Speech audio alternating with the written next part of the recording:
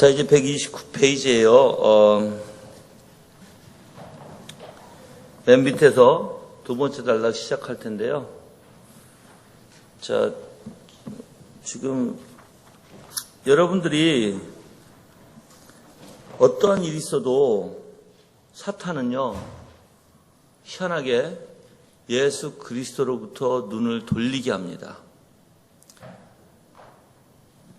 여러분이 중심을 두고 바라보고 오직 따라야 하는 분이 예수 그리스도예요. 아멘? 진짜죠? 그래서 우리 교회가 하나님의 말씀을 통해서 하나님의 속성을 배워야 되고, 또한 하나님의 속성과 본질을 귀하게 여기고 그리스도에게 연결해서 그리스도의 그 속성과 본질이 하나님의 속성과 본질하고 동일을 하시고 그 영광도 동일하신다. 그 영광은 분명히 하나님의 속성과 본질에 있어요, 여러분들. 그것을 우리에게 나타내 주신 바 되는 건데, 이제 문제는 이거예요.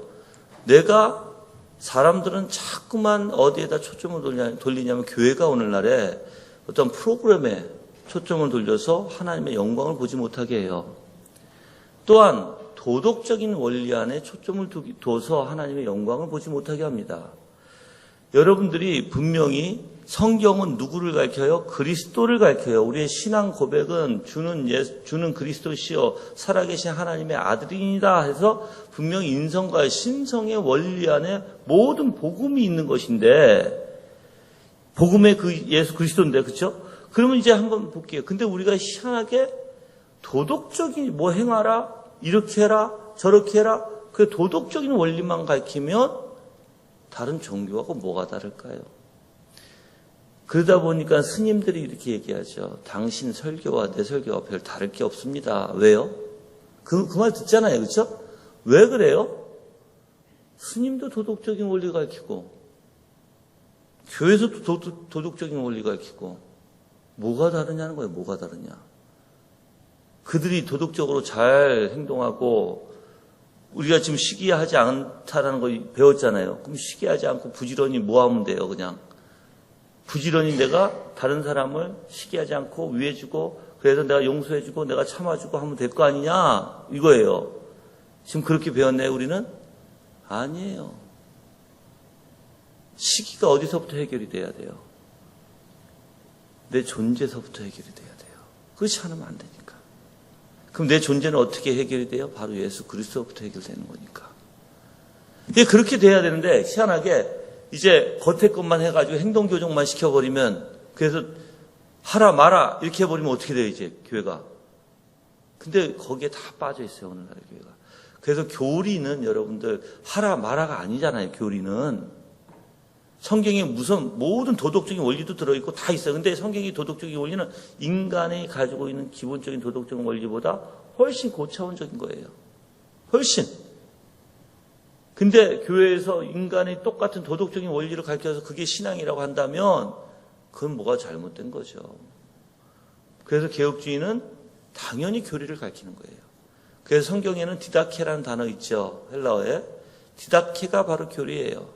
근데 우리 한글에서는 바로 그게 가르침 또는 교훈 또는 배움 이렇게 돼 있는 거예요. 그게. 그 영어로 얘기하면 그게 doctrine이라는 단어고.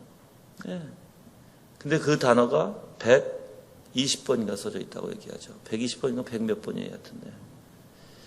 그래서 우리가 좀 생각해 봐야 될 것이, 겸손도 마찬가지예요. 이제 겸손은 항상 누구에게 중심을 두냐면 하나님에게 두어서 나라는 존재를 깨달을 때가 되는 거예요.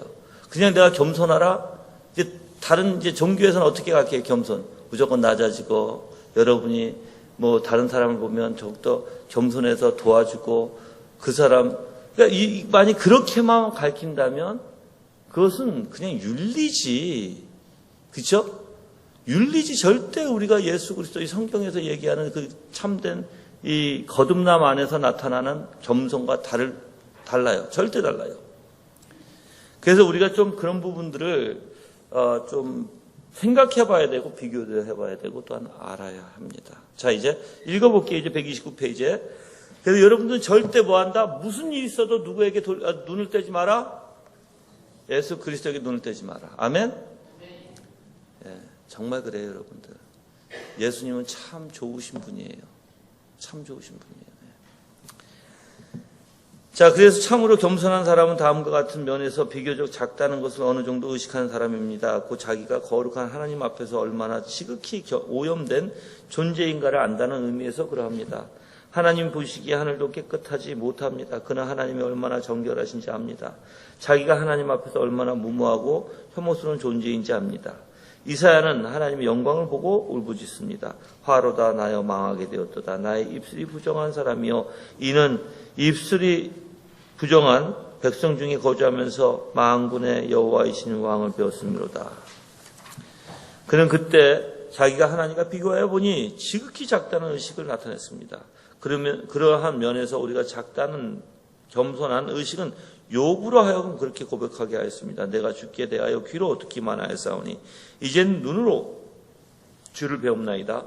그러므로 내가 스스로 거두어드리고 티끌과 재 가운데서 회개하나이다. 제가 욥의 원리를 잠깐 말씀드리고 넘어갈게요. 욥이 하나님 보시기에는 아주 온전한 자였죠, 그렇죠? 근데 사탄이 시험을 하잖아요. 그래서 다 이제 없어지고 몸에 이제 피부병이 나서 기와장으로 이렇게 근데 부인이 와서 뭐라 그래요? 부인도 떠나가 버려요. 근데 이제 여러분들 친구가 와요. 시험이 여러분들이 아셔야 되는데, 제가 이제 우리 교회는 이제 쭉 묵상을 해요. 우리는 지금 창세기서부터 계시록까지 묵상하고 전체를 그냥 읽는 게 아니에요. 묵상을 해요. 내용 파악서부터 거기에 나온 모든 단어의 뜻과 의미와 거기 안에 있는 하나님의 속성과 그거를 창세기서부터 계시록까지 다 묵상하고, 그 다음에 또 돌아가서 지금 창세기부터 시작해가지고 지금 시편 119편에 와 있어요. 몇 년 걸린 거예요, 여러분들. 굉장히 오래 걸려요. 근데 그렇게 해야 돼요. 계속. 자, 근데 이제 욥을 제가 쭉 묵상을 시킬 때 이제 성도들이 욥의 원리가 시험이 다 없어진 거로 끝나는 게 아니라 이제 새 친구들이 와요. 새 친구들도 사실 욥을 시험합니다. 새 친구들은 결과를 보고 너가 잘못하지 않았냐라고 얘기를 해요. 욥은 거기에 대해서 뭐라고 얘기하죠? 그러니까 여기서 그렇게 반문을 하니까 욥은 거기에 대해서 어떻게 해요? 맞대응을 하는 거예요. 아니야. 자, 이제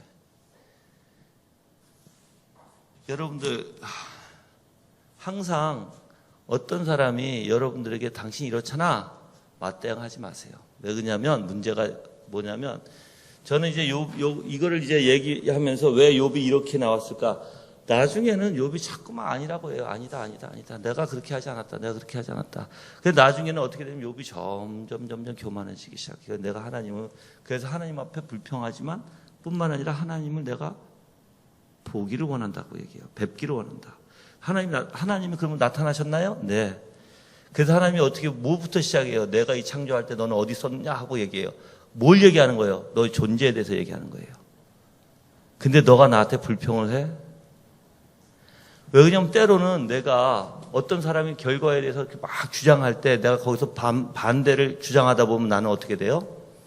교만하기 시작하고 처음 마음을 가졌던 거를 때로는 잃어요, 여러분들. 그게 인간이에요. 그래서 그런 것들을 하나님 앞에 맡기고, 그렇게 누가 뭐라고 얘기하면 그냥 하나님 앞에 기도하고 무릎 꿇고 조용히 정말 하나님을 바라보고 하나님께서 나를 건지시는 하나님이시잖아요. 그렇죠?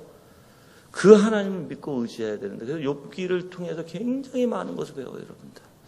욥은 여러분들 절대적으로 하나님을 신뢰했어요. 끝까지 신뢰해요. 욥이 자기가 마음에 고통스럽고 힘든 것을 하나님 앞에 불평을 하지만 끝까지 욥이 하나님을 의지하지만 마음속에서 자꾸만 이제 어떤 게 생기냐면, 내가 하나님을 그럼 뵙고 싶다. 내가 하나님 뵈서 내가 이걸 물어보고 싶다.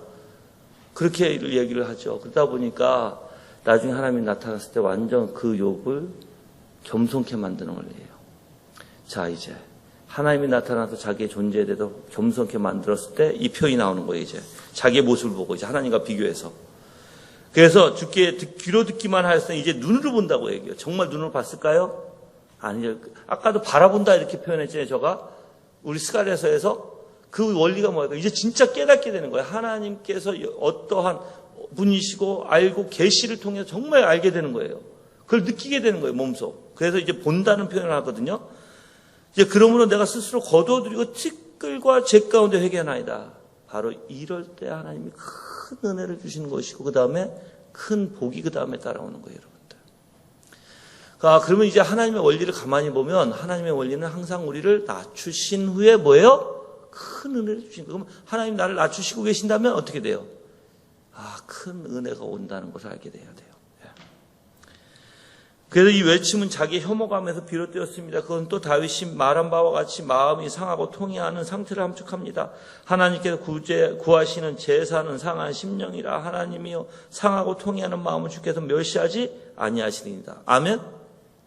그럼 여러분들 상하고 통해하는 내 존재에 대해서 여기서도 아까 얘기했지만 자기의 외침은 자기 혐오감에서 비롯되었다는데 그럼 다윗도 마찬가지예요. 자기는 어디서부터 죄가 있다고 그래요? 엄마? 뱃속에서부터 죄가 있다고 얘기해요. 그렇게 자기의 죄성을 깨닫는 거죠. 그렇죠? 그럴 때 어떻게 하나요?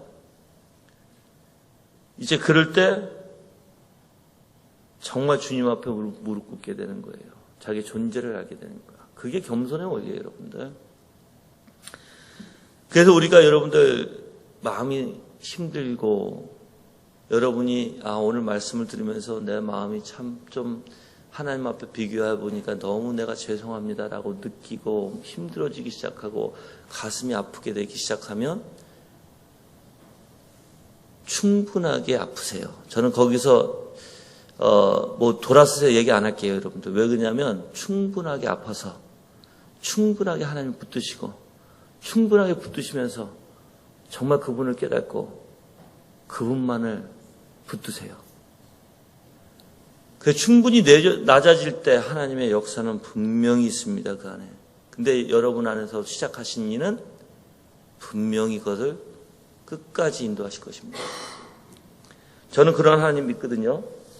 그래서 여러분들이 상한 심령이 오면 오히려 기뻐하세요. 왜? 여기서는 하나님이여 상하고 통해하는 마음을 주께서 절대 멸시하지 아니하시는 하나님이시니까. 자, 이사야도 그러한 심경을 말하고 있습니다. 지극히 존귀하며 영원히 거룩하며 거룩하다 이름하는 이가 이와 같이 말씀하시되 내가 높고 거룩한 곳에 있으며 또한 통회하고 마음이 겸손한 자와 함께 있나니 이는 겸손한 자의 영을 소생시키며 통회하는 자의 마음을 소생시키시려 함이라. 우리가 하나님 앞에서 자꾸 도덕적으로 비열하다는 의식은 주님이 말씀하신 바 심령이 가난함을 함축합니다. 심령이 가난한 자는 복이 있나니 천국이 그들의 것이며 겸손한 자가 자신의 자금과 무가치함을 깨닫기 위하여 하나님과 그 위대하심을 알 필요가 있습니다. 이것이 아니고는 자신에 대해서 알지 못합니다. 하나님의 탁월함과 사랑하심에 관해서도 바른 지식을 가져야 합니다. 지금 여기 심령이 가난한 것과 겸손과 연관되죠, 이제. 그렇죠? 그럼 또 심령이 가난한 것과 겸손은 또 하나님과 나와 비교했을 때 연관되죠. 그런 것들을 이제 여러분이 좀 놓치지 마셔야 돼요. 그러면 내가 겸손해지기 위해서는 뭘 봐야 된다? 하나님을 봐야 된다. 근데 하나님을 보면 비교했을 때 내가 어떤 마음이 돼야 된다? 가난하고 심령이 약한 마음이 돼야 된다는 거예요. 네. 자, 마귀와 저주받은 영들은 하나님의 위대하심과 지혜로움과 전능하심에 관하여 많은 것을 알고 있습니다. 하나님께서 여러 행사를 통하여 귀신들로 하여금 당신이 어떤 분이신지 의식하게 하시고 그들이 고통이 무엇인가를 느끼게 하십니다. 저 몇 시까지 하면 되죠, 목사님? 네? 6시 반까지요?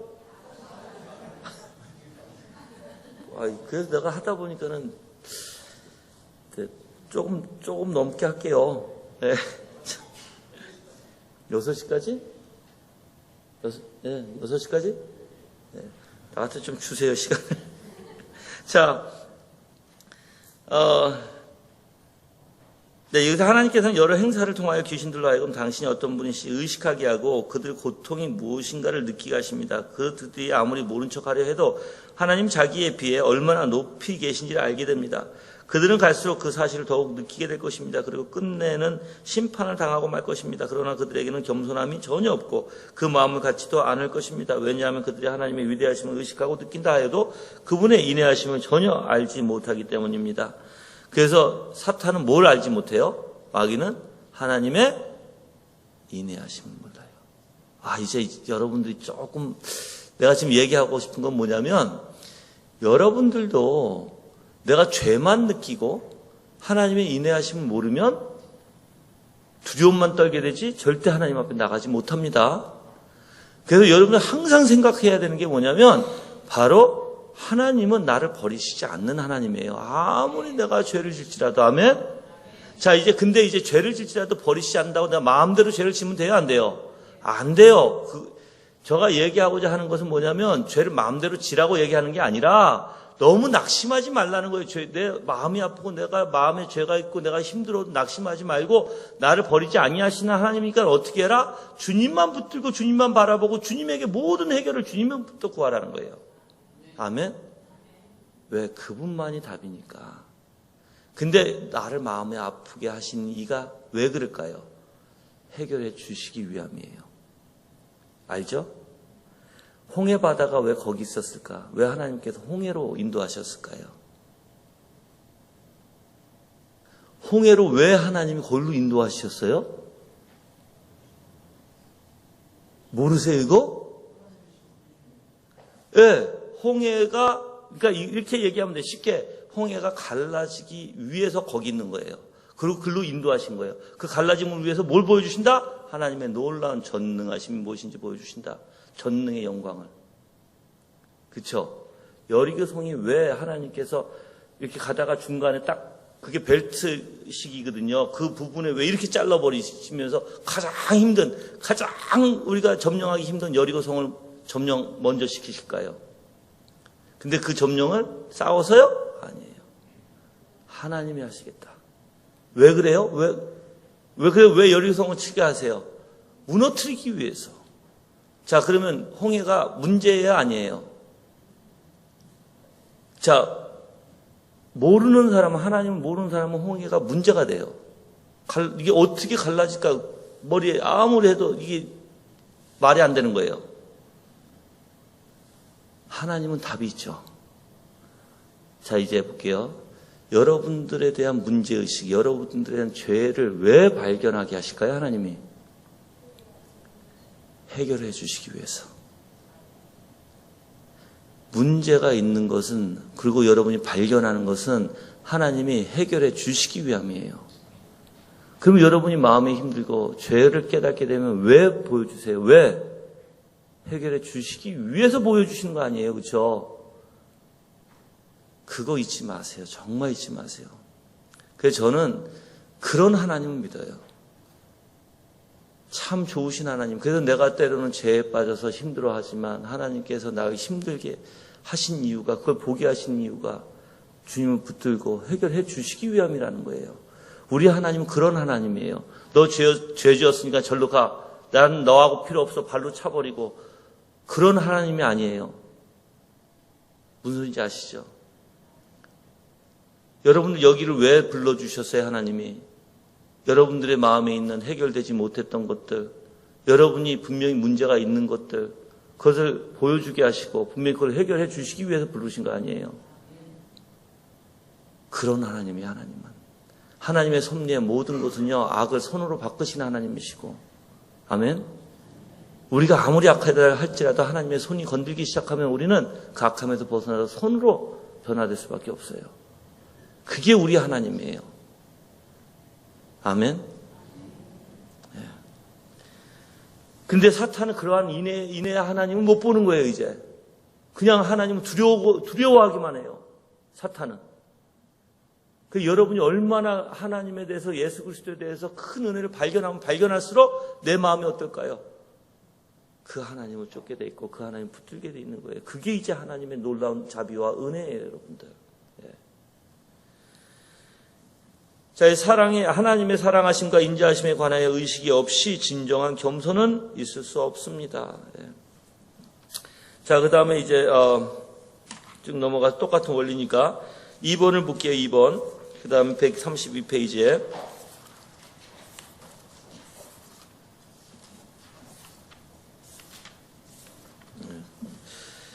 자, 겸손한 의식에 상응하는 행실로 기울어지는 성향, 이것이 없이 참된 겸손이란 없습니다. 자신이 작다는 것을 알 정도로 의식이 열려 있어도 이제 영혼의 의지와 성향이 그 의식에 합당하게 나가게 하지 않는다고 합시다. 심지어 이에 상응하는 행동을 싫어하기까지 한다고 합시다. 이는 도저히 참된 겸손이라 말할 수 없습니다. 방금 말씀드린 바와 같이 귀신과 저주받은 영들도 어느 면에서는 하나님 앞에 자기들이 작음을 충분히 알고 있습니다. 하나님께서 자기들에게 비해 능하시고 지식과 위엄에 있어서도 그러함을 알고 있습니다. 그럼에도 불구하고 그들은 하나님의 사랑하심과 탁월하심에 관하여는 알거나 느끼지 못합니다. 그러므로 자기들이 작다는 의식이 전혀 없으며 같지도 않습니다. 자기들이 작다는 의식에 상응하는 행동을 하고 싶은 마음은 더더욱 일어나지 않습니다. 그들은 전혀 겸손하지도 않으며 도리어 교만으로 가득합니다.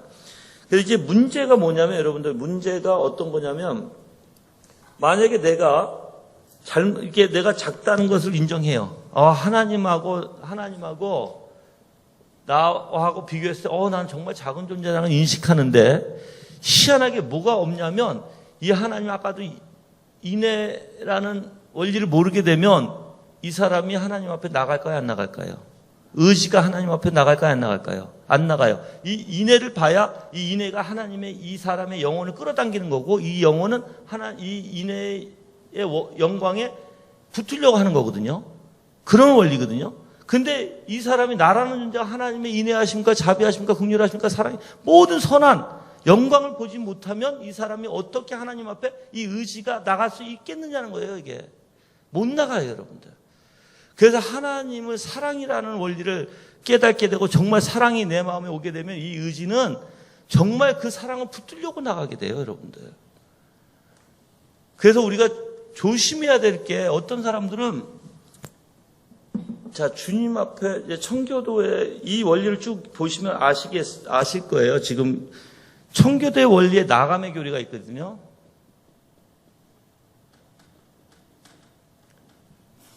들어보셨어요? 나감의 교리? 들어보셨어요?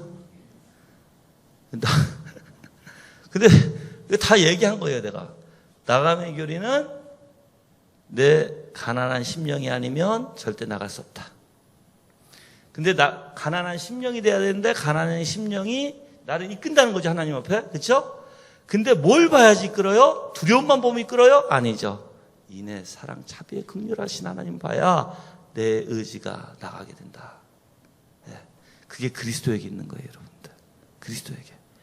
그래서 내가 가난한 심령이 됐을 때 예수 그리스도를 제시해줘야 누군가가. 지금 오늘날에 여러분들 한국에서 청교도 하는 분들이 많이 오해하고 착각하는 게 뭐냐면, 막 죄만 지적하다 보니까 막 힘들어져요. 자아자책만 해요. 그러다 보니까는 이 나감의 교리를 모르는 거예요. 그럼 그렇게 힘들어할 때 예수 그리스도를 붙들게 아름다움 보여줘야 되고, 예수님이 너에게 그렇게 주시는 이유가 무엇인지 아느니, 너를 회복해 주시기 위해서인데 너가 거기에 있으면 되겠니? 그리스도 앞에 나와서 그리스도 앞에서 너의 죄를 구하고 그리스도 앞에 무너지고 그 사랑을 붙들어라. 하나님은 너를 그렇게 하신 이유가 고치시려고 하시는 이유지 죽이시려고 하는 이유가 아니다. 그래서 그리스도를 붙들게끔 만들어야 되는 거예요. 근데 요즘엔 그게 너무 부족해요, 지금 한국교회가. 그러다 보니까 너무나 거기에 자책에 빠져버리게 만드는 그런 원리가 있습니다. 그래서는 안 되죠. 그래서 나감의 교리, 우리가 이제 그 바라본다, 하나님을 그리스도를 바라본다, 나아간다, 우리 찾는다, 이런 단어들이 다 이 원리에 생기는 거예요. 다. 그렇지 않으면 안 돼요, 여러분들. 그래서 그러면 이제 아까도 얘기했죠. 그럼 내가 겸손해지기까지, 내가 가난한 심령이 되기까지 무엇을 어떻게 해야 되는가? 우리가 하이델베르그 맨 앞에 배웠죠? 무엇을 어떻게 해야 돼요? 율법부터 가르쳐줘야 된다. 율법은 뭐다? 구약의 원리다. 하나님이 죄에 대한 그 진노에서부터 시작된다. 그럼 죄에 대한 진노는 어디서부터 하는가? 바로 하나님이 거룩하신 하나님이고 나는 인간이란 피조물이라는 것이에요. 거기에 나는 죄를 하나님 앞에 졌다는 것이에요. 이제 그거를 인식시키는 거예요. 그래서 저는 사실 전도할 때도 그렇고 우리 교회인들에게 가르칠 때도 그렇고 기본적으로 처음 오시는 분들은 신론과 인간론을 가르쳐요. 사실. 그래서 하나님의 위대하심과 인간이 어떤가, 인간의 죄가 무엇인가, 이제 그것부터 이제 사실 가르치기 시작하거든요. 자, 그래서 계속 읽어보면 이제 저는 여기서 참된 겸손이 우리가 비열하고 민미한 존재라는 의식의 어떤 행실에 합당한지를 열거하지 않겠습니다. 겸손한 마음은 하나님과 사람을 향하여 행할 마땅한 도리가 무엇임을 알고 행하고자 하는 의지를 내포합니다. 저는 여기서 어떤 것들이 우리가 주목할 가치가 있는지를 특별하게 말하기보다는 겸손히 하나님과 사람을 향하여 어떤 자세를 갖게 하는지 생각하고자 합니다.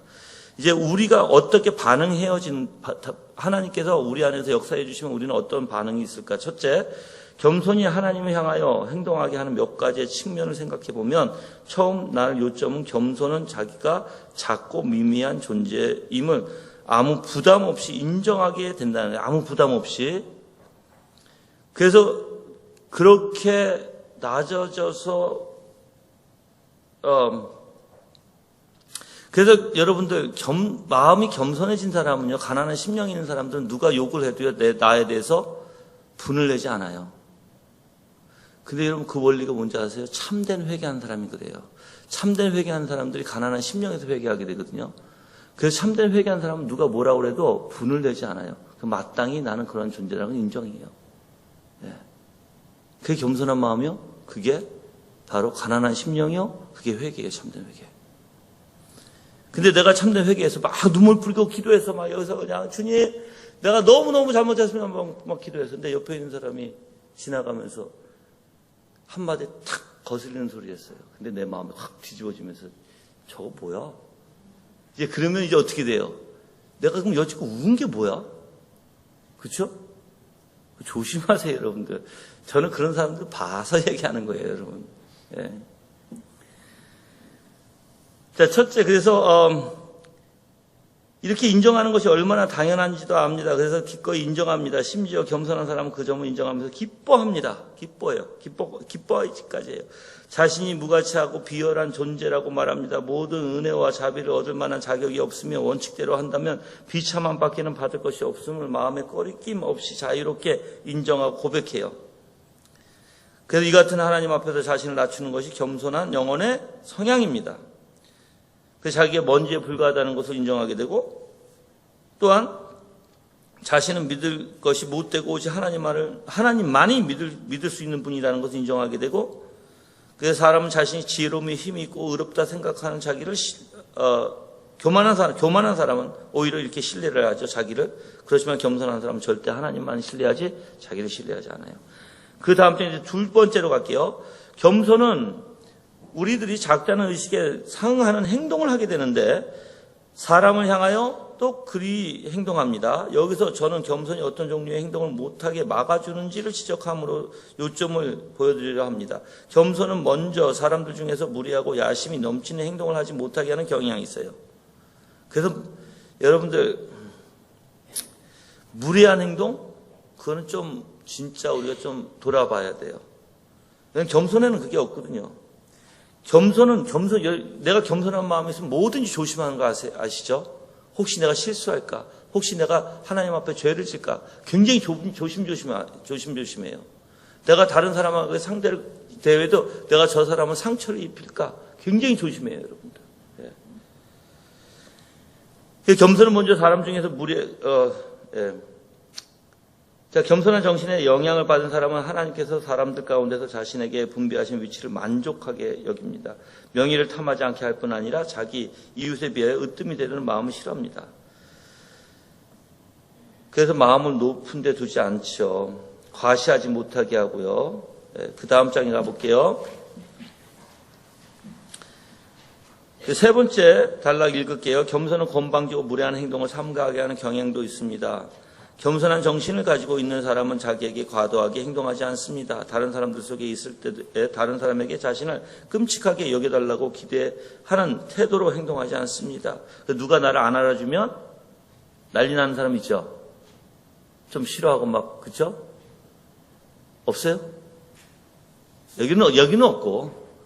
근데 우리가 세상에 많이 보죠? 예. 정말 그런 사람이 있어요. 겸손하지 못한 사람이다. 자, 맨 끝에 단락 보기에 신앙적인 말과 행동으로 자기가 회중에서 가장 뛰어난 성도인 양 행동하지 않아요. 제가 개혁주의 하면서 청교도하고 내가 쭉 비교하면, 여러분도 원래 개혁주의가 청교도인 거 아시죠?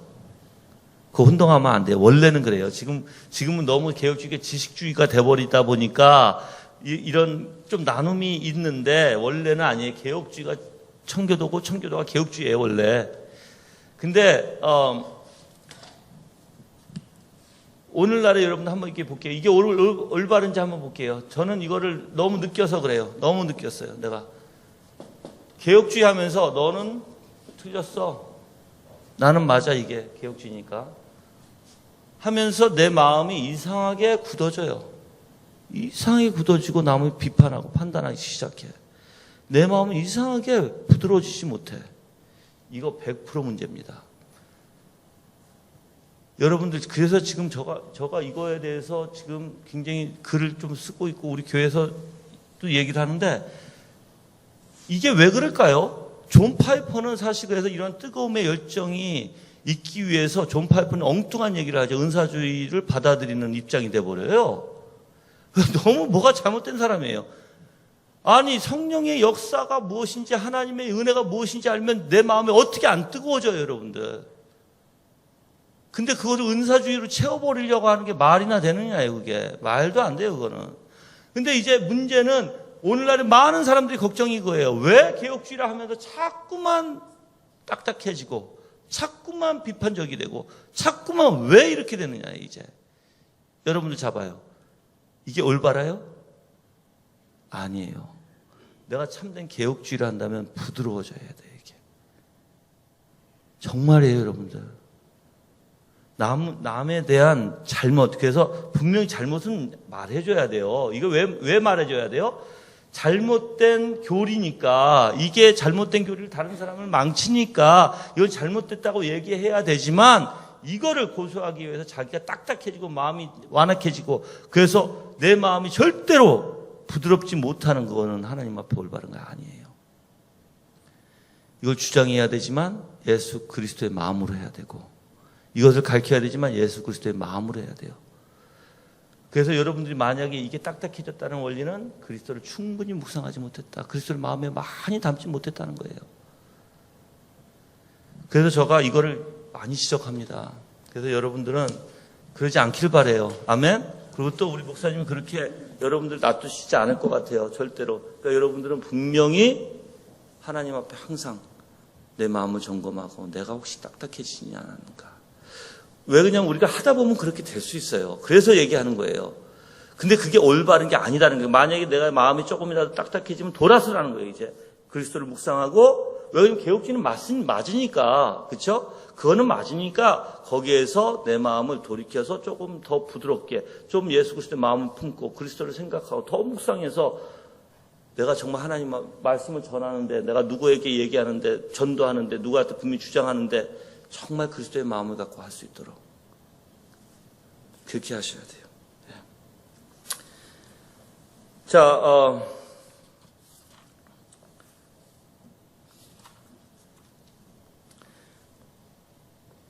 134페이지에 그래서 네 번째 단락에 볼게요. 겸손한 사람은 자기에게 없는 것을 있는 것 같이 꾸미지 않습니다. 능력이 없는데도,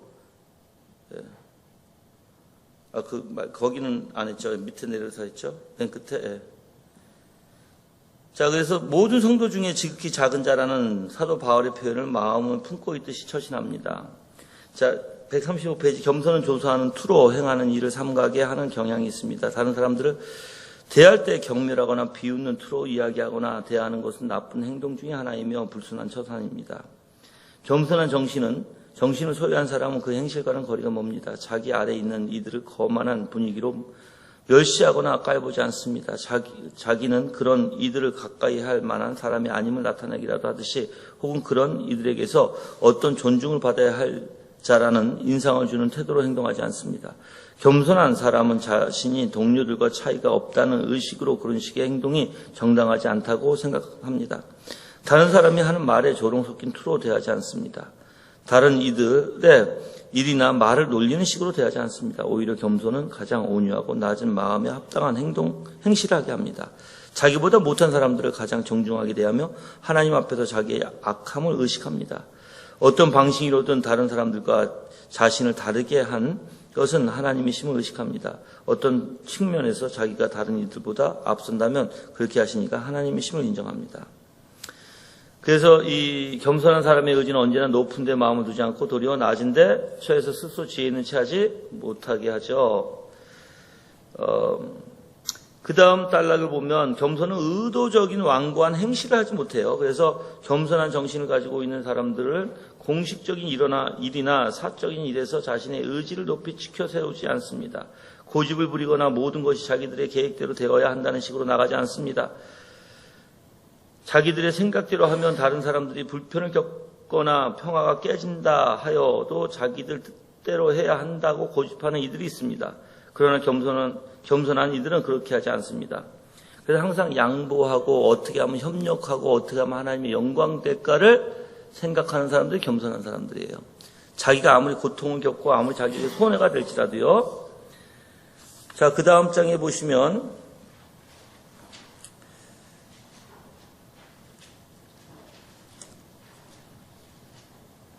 자, 세 번째 단락에 보겠습니다. 세 번째 단락. 더 나아가서 겸손한 사람을 차별하여 대하지 않으려는 마음을 줘요. 절대 차별성이 없어요, 겸손은. 차등을 두지 않습니다. 자기 아래에 있는 이들이 자기보다 높아진 것을 결코 달궈하지 않다면 그게 문제죠. 그래서 겸손의 영향력이 있는 이들은 양극단을 다 피하게 되고, 맨 끝에 이제 읽어볼게요. 맨 끝에 부분. 겸손은 자신의 입장을 정당화시키는 일을 삼가하는 성향이 있습니다. 겸손한 정신의 영향 아래에 있는 사람은 모든 사람이 실수하기 쉬운 것처럼 자신도 실수할 수 있다고 다른 사람에게 손해도 끼칠 수 있음을 압니다. 그리스도인의 이름을 더럽힐 때도 있습니다. 다른 이가 자기의 행실을 보고 그리스도인의 성품을 오해할 수도 있음도 압니다. 그래서 자기가 잘못을 저질렀다 여길 때 자신의 실수를 기꺼이 인정합니다. 자기 실수를 인정하는 것과 의식을 드러내는 것을 별로 어려워하지 않을 것입니다. 그는 내면적으로 겸비한 마음을 갖습니다. 사도가 지적한 방식을 따라 자신의 겸손을 보여줍니다. 너희 죄를 서로 고백하며. 근데 이 부분에 대해서 제가 또 이상한 거를 또 발견했어요. 뭐냐면 여러분들 어떤 무슨 선교회 가면 이렇게 집단적으로 모여가지고 이렇게 폐쇄식으로 해서 뭐 무슨 선교회인지 얘기 안 할게요. 녹음하니까. 근데 희한하게 그렇게 모여가지고 뭐예요? 그룹별로 해가지고 자기의 죄를 다 고백하게 해요. 거기서. 상당히 문제가 있어요. 거기서 나와서 고백한 사람들이 자기 정말 마음에 있는 정말 자기가 부끄러운 죄도 다 고백하거든요. 근데 나와서 다른 사람에게도 그런 고백을 다 해요. 나와서도 다, 나는 이렇다. 이상하게 죄의 고백이 자랑이 돼버려요. 진지함으로 그거를 부끄러워하고 수치스러워하고 정말 가슴을 치는 일이 아니라 이상하게 나는 이렇다, 나는 저렇다 하면서 자랑을 해요. 근데 이 죄를 고백하는 게 자랑이에요. 여러분들 잘못하면 사람들이 어떤 악이 생기냐면 나는 이래요 해요. 근데 이상하게 자기를 높이기 위해서 나는 이렇습니다라고 얘기해요. 굉장히 무서운 거예요, 여러분들. 그것도 조심하셔야 돼요. 근데 정말 겸손은 뭔가 내가 얘기했죠. 하나님 인자고 자기 가슴을 치고 정말 자기가 하나님 앞에 죽을 존재라는 걸 깨닫고 정말 그 앞에 그럼 뭐가 생기게 돼요? 가난한 심령이 생기게 되고 그 하나님의 사랑과 인애를 발견하게 되고 그 하나님만 붙들고 정말 그 하나님의 영광을 볼 수 있는. 근데 이상하게 거기 갔다 나오면 다 죄 해요. 이상하게. 그리고 다 고백해요. 그리고 다 뭐예요? 다 선교해요. 하나님 사랑하는 게 하나도 없어요. 그래서 여러분들 포와셔 목사님 왔을 때 그때 그쪽 사람들이 굉장히 많이 왔어요. 그래서 포와셔 목사님이 여기 있는데 다 그 사람들이 일렬로 서서 다 그런 얘기를 하는 거예요. 그 포와셔 목사님이 나한테 저 사람들 이상하다. 나도 이상하다. 우리들이 그래서 다들 이상하다. 정말 그랬어요. 그래서 내가 그 한 청년한테 이제 얘기하면서 그리스도에 대해서 아냐 물어봤어요. 그러니까는 그리스도에 대해서 얼마나 알고 얼마나 묵상하느냐. 하나님을 더 알아가라. 뭐 그러고 말았는데, 그래서 우리가 잘못하면 그런 서로 죄에 고백하는 건 좋은데 그런 마음이 생겨서 정말 겸손함이 나타나는데 오히려 그게 자랑이 되고, 그렇게 고백함으로써 우리가 자기 의를 드러내는, 나는 이래라고, 나는 이래서 나는 신앙이 있어, 이런 뜻이거든요 사실 그게. 예. 자, 맨 밑에 보시면 또 겸손은 이제 맨 밑에 보면 시편을 한번 볼게요. 시편 141편 5절에 바로 위에죠. 자, 이런 겸손이 이런 마음이 있어야 돼요. 책망을 받으면 어떨까요? 겸손은 받아들여요. 인정해요. 그래서 의인이 나를 칠지라도 은혜로 여기며 책망할지라도 머리에 기름같이 여겨서 내 머리가 이를 거절하지 아니할지니라. 아멘. 그러면 우리가 옆에 있는 사람들이, 우리가 이제 우리 교회요, 겸손, 이게 권면을 가르쳐 드리려고 두 가지가 굉장히 힘들었어요. 뭐가 힘들었냐면 하나는 이 권면의 원리와 또 하나는 징계의 원리예요. 여러분들 교회에서 징계받으면 그 사람에게 대화를 걸어야 돼요, 안 걸어야 돼요? 장난을 해야 돼요, 안 해야 돼요? 안 해야 되는 거예요, 여러분들. 근데 그 사람이 앉아있으니까 이상하게 징계를 분명히 얘기했어, 선포했어. 그 선포해야 되는 거예요. 그래서 많은 사람들이 그 사람을 위해서 기도해야 되는 것이고, 그 사람을 위해서 뭐 해야 되는 거예요? 정말 그 사람을 아끼는 마음에서 조심해야 되는 거예요. 그러면 조심하는데 말을 안 걸어야 되거든요. 그 징계 기간 동안은. 그래야 자기 자신이 돌아보게 하는 거거든요. 근데 새로운 사람이 딱 왔을 때 왜 이 사람 저 사람 왕따 시켜? 이렇게 돼버린 거예요, 이제. 모르니까. 그러니까 그 사람은 자꾸만 그 사람한테서 왕따 시키는 것 같으니까 교회가 이상하니까 그 사람한테 가서 자꾸만 말을 걸고 낄낄대게 웃게 하고. 아주 심각한 거예요. 그거를 잡기 위해서 굉장히 많은 시간이 걸렸어요, 저는. 오해도 많이 받았고. 두 번째, 권면에 대해서요. 많은 사람이 권면할 때 뭐라고 하는지 아세요? 다들 권면을 사랑으로 해야지. 그렇게 자기 멋대로 하면 돼? 권면 받은 사람들이 하는 얘기예요, 다들. 여러분들 사랑으로 하든 안 하든 신경 쓰지 마시고 받으세요. 그게 올바른 마음이에요. 하나님이 그 입술에 담아뒀기 때문에. 알았죠? 근데 그 사람이 사랑으로 하지 않는다고 해서 그 사람에게 또 뭐라고 해? 기분이 나빠지기 시작해. 절대 여러분 가난한 심령이 아니에요. 그거는 겸손한 심령도 아니고요. 알았죠? 예. 자,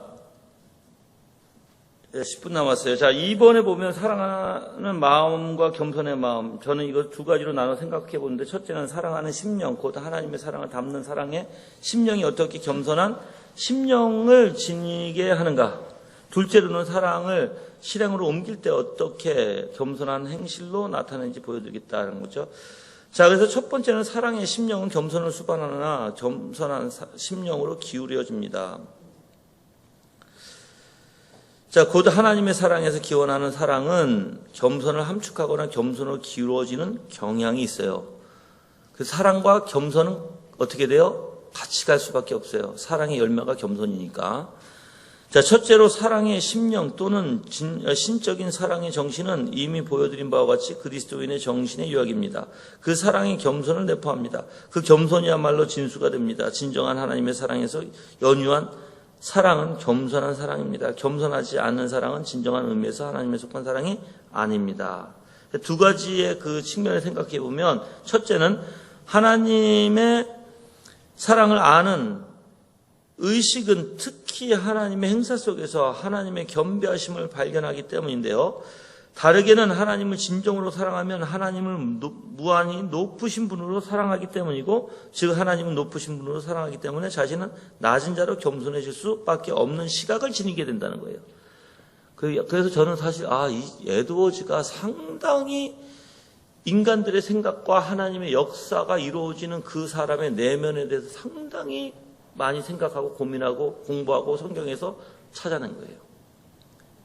이게 높은 신학이라는 게, 높은 신학. 오늘날에 여러분들 이런 글 봐요? 저는 아무리 뒤져봐도 이런 글이 없어요. 오늘날에 신학자들이 다 표면적으로 여러분들 그래서 교리책을 개혁주의의 교리책을 찾아보고 몇 권만 읽어보면 다 똑같은 소리예요. 똑같은 레파토리. 근데 정말 우리의 영혼에 교회에 유익되게 내가 하나님의 관계 속에서 나의 영혼을 유익되게 쓴 것들이 요즘에 없어요. 참 슬픈 일이에요. 슬픈 일 여러분들. 무엇보다 먼저 하나님을 사랑하는 의식은 특히 겸손을 표출하는 하나님의 발견하는 데서 나오는데 하나님의 위대하심과 사랑하심을 알아야 겸손이 무엇인지 아는 거예요. 겸손은 하나님의 사랑을 발견하는 데서 나는 것이고 영혼의 참된 겸손은 하나님의 사랑을 아는 의식의 소산이고 모든 은혜는 하나님을 아는 지식을 통하여 마음속에서 역사하고 하나님의 완전하심을 발견함으로써 마음 안에서 역사하는 것입니다. 이와 같이 하나님의 완전하심을 아는 지식은 모든 은혜의 샘의 근원이고요. 우리 높으신 그 하나님께서 사랑이시다는 것을 발견하고 아는 것이 마음속에서 겸손을 일으킵니다. 뭘 봐야 돼요? 우리의 높으신 그 하나님께서 뭐다? 사랑이시다. 단순하게 하나님의 지극히 높으심과 광대하심을 아는 것만으로 겸손한 마음이 일어나지 않습니다. 사랑에 있어서 우리와 하나님의 차이가 무한함을 알지 못하고는 겸손할 수 없기 때문입니다. 죄인의 마음에 역사하는 율법의 작용이나 마귀와 저주 같은 영들의 경우에서 그 점은 명백히 드러납니다. 율법의 말씀을 보고 사람은 하나님이 위대하시다는 생각을 하면서 두려운 마음을 가질 수 있습니다. 그러면서 겸손한 마음은 갖지 않을 수 있습니다. 의식 속에 하나님의 사랑에 대한 인식이 하나도 없기 때문이에요. 겸손한 마음은 바로 하나님의 높으심과 하나님의 사랑에서 나오는 거예요. 모든 율법과 복음으로 말미암아 마음속에서 역사하시는 성령님의 행사는 죄를 깨닫는 일부터 시작돼요. 왜요? 율법이니까. 그런 경우 거듭나지 못한 육적인 사람들은 하나님을 향하여 무섭다는 마음을 가져요. 하나님 앞에서 자기 자신이 무섭다는 마음이 뭐예요? 바로 율법적인 것은 조명이 일어났다는 거예요. 조명이. 그렇죠? 그래서 하나님 앞에서 자신들의 위험한 존재라고 느끼고 거듭나지 못한 이에게는 하나님은 무서울 정도로 위대하신 분이라는 의식을 가져요. 그래서 하나님의 율법의 요구와 선포를 들으면 그렇게 느껴요. 그러나 사람들이 그렇게 의식해도 전혀 겸손하지 않을 수 있어요. 왜? 아직까지 사랑을 모르니까. 그 이유는 사랑이 있어서 하나님의 자기들보다 대단히 탁월하신 모르기 때문입니다. 하나님의 사랑에 대한 의식이 부족하여 이러한 의식이 없으니 겸손해지지 않습니다. 귀신들과 저주받은 심령의 경우에도 그 점은 명백히 드러납니다. 그들도 위대함이 있어서 하나님이 자기보다 지극히 높고 탁월하시다는 것을 의식합니다. 그러나 겸손은 없습니다. 그것은 사랑에 있어서 하나님께서 자기들에 비하여 얼마나 무한하게 탁월하신지를 느끼지 못하기 때문입니다. 그래서 율법의 원리 안에서도 여러분들 내가 무섭고 두려워서 떨게 돼요. 근데 이게 참 애매한 거예요. 왜 그러냐면 목사가 특히 이제 목사가 사실 설교할 때는 이걸 다 담아야 돼요. 율법적인 원리 안에도 담아야 되고 그리스도의 그 은혜의 사랑도 담아야 돼요. 근데 이제 문제는 뭐냐면 분명히 여러분의 때로는 여러분들에게 정말 이 율법적 원리가 필요할 때가 있어요. 그렇죠? 그래서 그거를 이제 설교하게 되면 문제는 뭐냐면 사람들이 율법적 원리를 듣고 굉장히 무섭고 굉장히 하나님의 두려움을 떠는 사람들이 있고 반면에 아예 그렇지 못한 사람이 있어요. 자연인들 그러니까 조명이 안 든 사람에게는 어떻게 해야 돼요? 은혜를 얘기해야 될까요? 아직까지 그 사람에게 율법을 얘기해야 될까요? 율법을 얘기해야 돼요. 그 사람에게는. 그걸 균형 맞추기가 교회가 굉장히 힘들어요, 여러분들. 그거를 진짜로. 그래서 한 영혼이 그 살피는 일이 보통이 아니에요. 그래서 청교도들이 그 일을 한 거예요. 그래서 좀 그런 부분들이 가장 내가 목회하면서 느낀 게 바로 그 부분이 가장 힘들다는 것입니다. 자, 140페이지에 가셔서 이제 두 번째, 겸손은 하나님 향한 속성이기도 하고 신적인 사랑의 열매이기도 하여. 그 신적인 사랑을 본질에 있어서 겸손을 포함하지만 여전히 사랑의 열매로 겸손을 내는 것이기도 합니다. 그래서 사랑의 결과와 열매로 겸손을 도출합니다. 겸손은 사랑의 본질 속에 함축되어 있을 뿐 아니라 사랑의 열매이기도 합니다. 겸손은 사랑의 일부이면서 또한 사랑의 결실입니다. 특별히 두 가지 방면에서 그런데 첫 번째, 사랑하는 대상에 비하여 자기가 미미하다는 의식에 합당한 행동을 유발해요. 아까 앞에서도 얘기한 거예요. 자, 그 다음에 이제 쭉 넘어가셔서,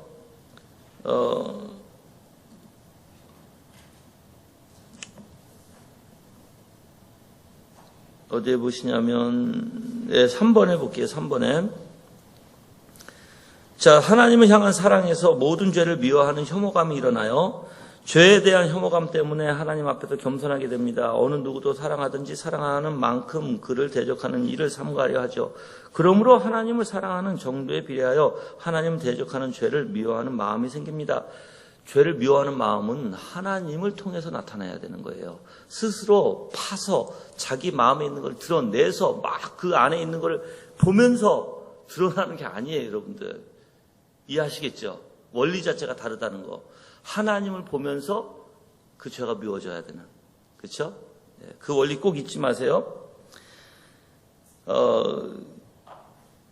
그래서 어느 누구도 사랑하든지 사랑하는 만큼 그 대적을 이를 삼가려 하죠. 그러므로 하나님을 사랑하는 정도에 비례하여 하나님 대적하는 죄를 미워하는 마음이 생기고 죄악을 미워하니 자신이 죄를 지으면 자신이 미워지고 그렇게 하나님 앞에서 자신을 낮추는 겸손함을 갖게 되고요.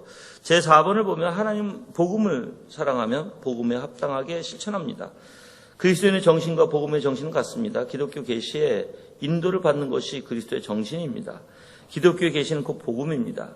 복음이 유도하는 사랑의 행사 속에 특별한 방식의 겸손이 들어있습니다. 그 이치를 다음과 같은 요점에서 발견하는데, 첫째, 복음은 하나님을 무한히 높여드리는 사랑으로 유도하고요. 복음은 세상에 있는 무엇보다도 하나님을 지극히 높입니다. 그럼 내가 계시를 받았다면 직통계시를 받을 수 있어요, 없어요?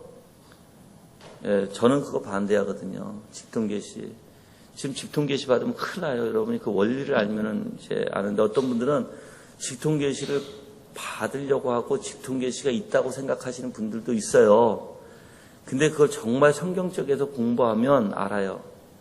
이제 우리가 구약에서 이제 선지자들만 뭐예요? 선지자들이 하나님의 말씀을 전하죠. 근데 선지자들 중에서 하나님의 말씀을 쓸 수 있는 사람들이 있어요. 그래서 우리가 이제 구약에서 보면은 선지서가 있잖아요. 그렇죠? 그게 선지자의 단어가 3개예요. 나비, 호재, 로이. 이 3단어 중에 누구만 쓸 수 있을까요? 나비만 써요, 나비. 선지자가. 그러면 신약에 와서 이 나비라는 단어를 썼을까요, 이제? 분명히 여선지자도 있었죠, 신약에서. 그렇죠? 그럼 신약에 와서 이 나비라는 단어를 썼을까요? 절대 안 썼어요. 예수 그리스도로 마지막으로 끝났습니다.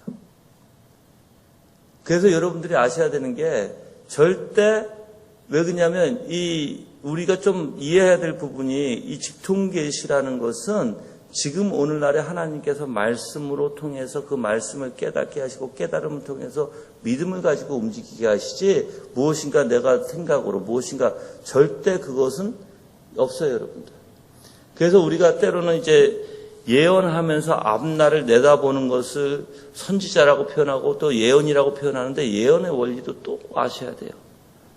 그래서 이제 공부하자면 그런 것들이 많이 공부가 되어져서 그게 이제 왜 직통계시가 아닌지를 알아야 되는데 그걸 모르고 이제 얘기하자면 막 주장만 해요. 이제 그렇게 되면 안 되고 무엇 때문에 성경에서 가르치는 게 무엇이고 진짜 왜 예수 그리스도의 마지막 날에 예수 그리스도 끝났다는 표현이 무엇이고 이제 그런 것들이 나와요. 여러분들 예수 그리스도 끝났다는 복음이 이제 완성돼서 더 성경을 쓸 수 있어요, 없어요?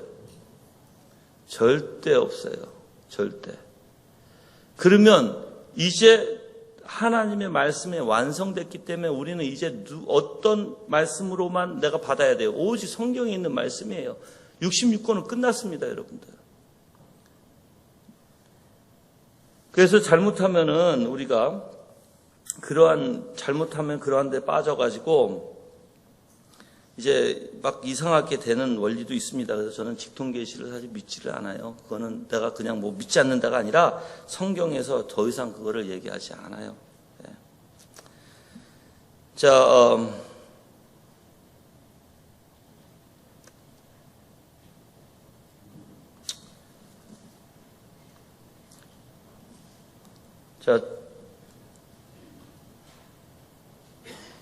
첫 번째 보겠습니다.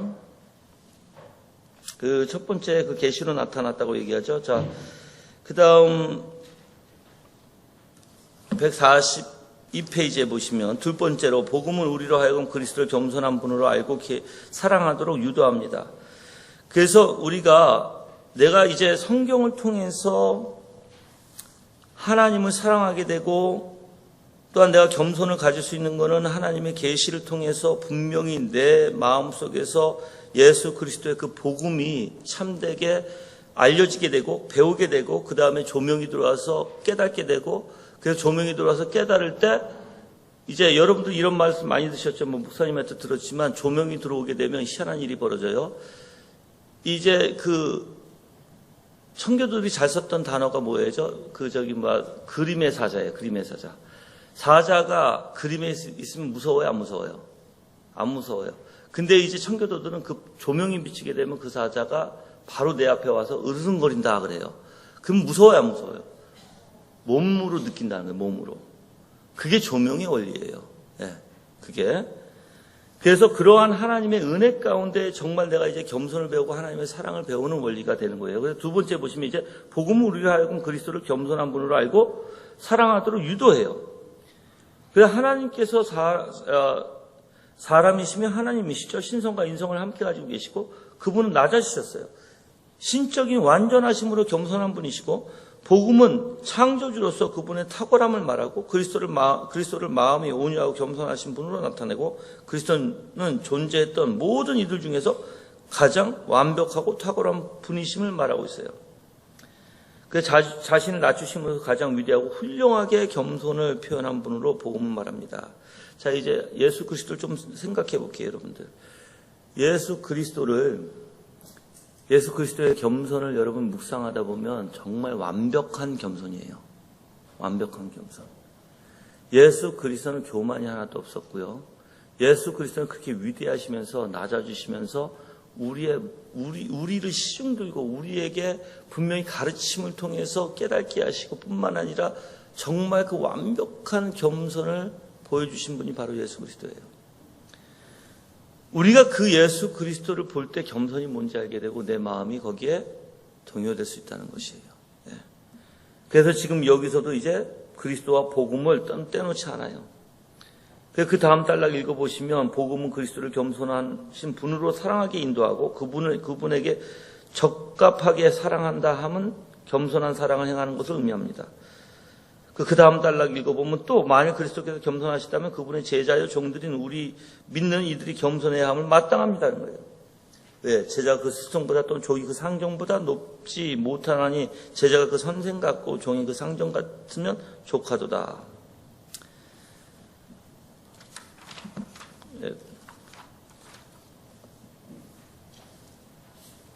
자, 셋째로 복음은 우리로 하여금 그리스도 십자가에 못 박히시니 구주로 사랑하게 인도하고요. 넷째로는 복음은 우리를 겸손한 사랑의 실천으로 인도하고, 왜냐하면 복음이 그리스도를 사랑하되 우리를 위하여 십자가에 못 박히신 분으로 알고 사랑하도록 우리를 인도하기 때문입니다. 그 다음에 이제 적용으로 들어가 볼게요. 114페이지. 적용해 보면 그리스도의 정신은 탁월성 없는데 구주를 닮게 합니다. 이 적용이 이제 그리스도의 정신의 탁월성인데 우리가 그리스도의 정신이 그리스도인으로 하여금 주님을 닮게 해요. 그래서 오직 마음에 품은 사람은 온유함으로 안정한 심령을 썩지 아니할 것으로 하라. 이는 하나님 앞에 값진 것이니라. 자, 두 번째는 겸손에 대한 자기 검증인데 우리가 정말 겸손한 심령이 가졌는지 시험해 보라는 것인데요. 야고보서 이제 합계서와 야고보서에 보면 하바국과 야고보서를 보면 지금 그의 마음은 교만하여 그 속에서 정직하지 못하냐. 하나님이 교만한 자를 물리치시고 이 말씀의 원어를 직역하면 하나님을 향하여 대적하는 자를 물리치신다는 것입니다. 이 말씀은 하나님께서 교만한 심령을 얼마나 미워하는지 보여줍니다. 복음의 시금석들을 지켜낸다고 해서 겸손이 함축하는 모든 것들을 나타내는 것이 아닙니다. 실상은 속에서 감추어 겉으로 겸손한 척하는 모조적인 겸손이 있습니다. 어떤 이들은 감정에 들뜬 겸손을 옷을 입습니다. 어떤 사람들은 천상적으로 낮은 마음의 바탕을 지니고 있습니다. 남자다운 기질이 없는 사람들이 있습니다. 어떤 사람들은 우울하고 내성적입니다. 어떤 사람들은 양심의 가책을 받고 침체되기도 합니다. 그들은 심령이 상하고 고통을 당합니다. 어떤 사람들은 곤란을 당하였을 때 자신을 낮추는 것 같이 보입니다. 일반적으로 진리의 조명을 받고 마음이 녹는 사람들도 있습니다. 사탄의 기만으로 인하여 겸손한 채 가장하는 사람도 있습니다. 이 모든 것들은 참된 겸손으로 착각할 수 있습니다. 저가 제일 많이 착각하는 사람들이 누구냐면 도덕적으로 성격 자체가 도덕적으로 아주 바른 사람이에요. 남에게 절대 해를 끼치지 않은 사람이에요. 그런 분들은 계시면 진짜 자기 자신을 수천 번 점검하세요. 왜냐면 정말 속을 수 있어요. 네. 자, 그래서 그럼 여러분 자신을 점검하십시오. 겸손의 본질이 무엇인지 확인하고 일종의 피상적인 것이 아닌지 마음에 있는 하나님의 성령의 역사인지 가늠해 보아야 합니다. 복음이 말하는 겸손한 사람들의 행실과 정신이 여러분에게 있다는 것을 발견하기 전에는 안전하다고 만족하지 마세요, 절대. 우리는 항상 점검해야 되는 거예요, 우리 자신을. 셋째, 그리스도 밖에 있는 외인에 대한 권면. 이 주제는 하나님의 은혜 밖에 있는 이들에게도 그 은혜를 추구하려고 권면합니다. 그럼 지금 여러분들 겸손해 내 자신을 점검하면서 어떻게 해요?